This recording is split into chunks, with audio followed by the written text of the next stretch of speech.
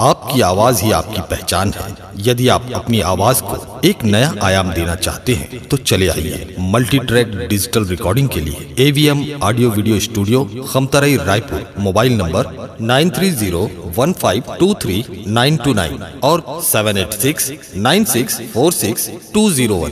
यदि आप नए एवं पुराने गीत सुनना चाहते हैं तो avmgana.com में जाकर गाना फ्री डाउनलोड करें और YouTube चैनल में AVM गाना और KK कैसेट्स को सब्सक्राइब करें।